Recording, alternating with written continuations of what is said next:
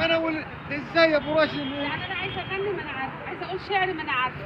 انا جايه من المنصوره مخصوص عشان كده. صوتها حلو بتغني، صوتها حلو بتغني. تغنيت بالهوى. اعمل لنا لقاء معايا يلا. ها قول. تغنيت بالهوى. ايوه. وليس بالهوى به تغنوا.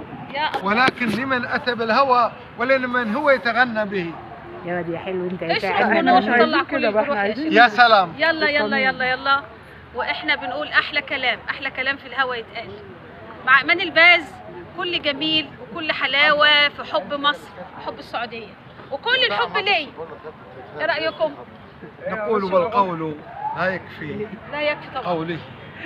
فنحن نحب مصر ونعد اننا منه. لان مصر هي ام الدنيا. طبعا. فنشتاق لها كالروح بها تسكن. يكفي. شرفتي بيك. نورتني. التليفون مع كيسنا النهارده يا شيخ، قول لي ايش اسوي؟ ايه؟ الكاميرا قرفانه مش عارفه اتصور. مش هتصور مملي.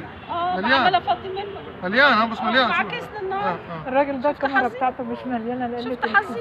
مليان. اتقرى عليا. لسه يمسح خليه يمسح. اتقرى عليا. يمسح لسه خليه يمسح. اتقرى عليا. يمسح خليه يمسح. ما انا جايبها من الامارات. لا هيشتغل دغري. يا رب.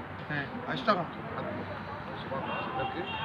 قولي لي اعمل ايه النهارده بقى في حظي وانا هنا في حضره الشيخ النهارده؟ ايمان الباز شيخ النهارده الشعراء مع الجميل اللي احنا كلنا جايين له من اخر الدنيا وبنحبه. طبعا. لانه فعلا انسان وقائد. أنا اتشرفت بيك معانا والله الدكتور العظيم. فايز العالي اللي جمع مصر كلها تحت رايه شعراء فارس الشعراء العرب في كلمه حلوه وبسيطه. هو نفسه انسان بسيط ومتواضع، جواه بياض القلب وصفاء النيه، وكمان شاعر جميل بيأدي لمصر. انا كنت عايشه في مكه وكنت عايشه في الرياض. احلى ايام مضيت في السعوديه.